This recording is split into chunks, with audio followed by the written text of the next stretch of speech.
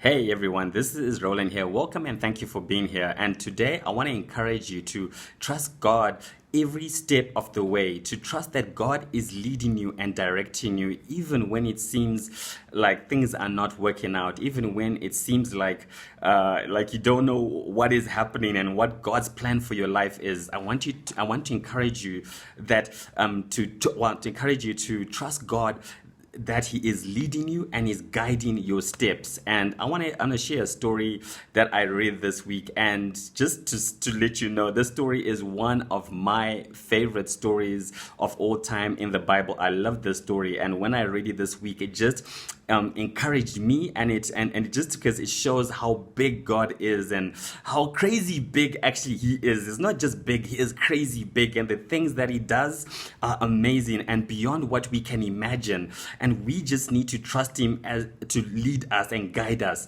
Anyway, so I read the story and it's in Ruth. And hopefully you know Ruth and her story, but I want to read from Ruth 2, and I want to read from verse 2, and it says, "And Ruth the Moabite said to Naomi, 'Let me go to the field and glean among the ears of grain after him, in whose sight I shall find favor.' And she said to her, 'Go, my daughter.' So she set out and went and gleaned in the field after the reapers. And she happened to come to the part of the field belonging to Boaz, who was of the clan of Elimelech." Now, I want to stop there because this is where the story gets interesting. So Ruth now is with Naomi, and she's lost a lot. She lost her husband. She left her home to come to this new place. So anyway, she gets to this new place, and then she decides, "I want to go out and do some work. Let me go out and do some work. Let me go and glean from the reapers." And anyway, she goes, and it says, as she's doing all this, let me read that again. It says, "And she happened to come to the part of the field belonging to Boaz." And with Ruth, you know the story with Ruth and Boaz, but she just happened, as she was doing her work, she just happened to come to the field of Boaz. And yes, the word here says it just happened, but we know what that is. That's God leading her and directing her steps, because we know the rest of that story, right? Because then she and Boaz got together, right? And he had David's, I want to get this correct. I want to really get this correct, because she was Naomi. Oh yes, she had a son, right? She had a son, and who was Obed, and Obed was the father of Jesse, and of course Jesse was the father of David. So God was very much in that guiding and directing of Ruth's work in that day, right? So she just happened to come across the field of Boaz, the man who she would marry, the man then who would then be the father of Obed, who would be the father of Jesse, who would be the father of David.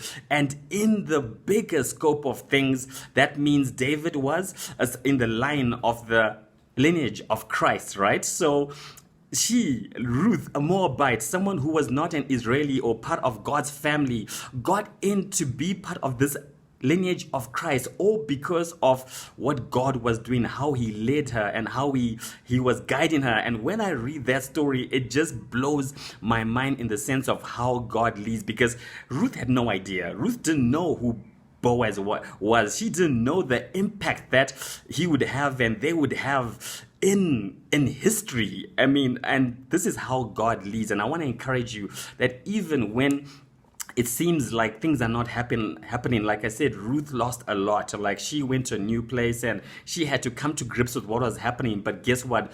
God was with her, and God did something amazing and led her in such a powerful and amazing way, a way that even she couldn't comprehend, or no man could comprehend. And this is the thing we need to know: when God is leading us, it's no man can comprehend it. And that is why we need to trust. We need to believe God and know that He's directing and guiding our steps. And as I close, I want to read one more scripture to encourage you, and that's from Ephesians 3 verse 20, and I'm going to read from the Passion Translation again, one of my favorite translations. Anyway, it says, "Never doubt God's mighty power to work in you and accomplish all this. He will achieve infinitely more than your greatest request, your most unbelievable dream, and exceed your wildest imagination. He will outdo them all, for his miraculous power constantly energizes you." And this is the God that we serve. He will do more than we ask and think and imagine. He loves us so much, and he has got so much in store for us, even when it seems like that's not the case, even when it seems things are going the other way, even when it seems like hope is lost. God has a plan for your life, and you need to trust him to direct your steps. And it's hard, it's not easy, but you know what, we need to stick at it. We need to endure and hold on to the words that God has given us. So with that, I've come to the end of this episode. I will see you next week. And before I go, next week, I have some amazing news to share with you. You'll have to wait for next week. But yes, I've got some amazing news for you, and I think you will love this news. But until then, I will see you next week, and God bless.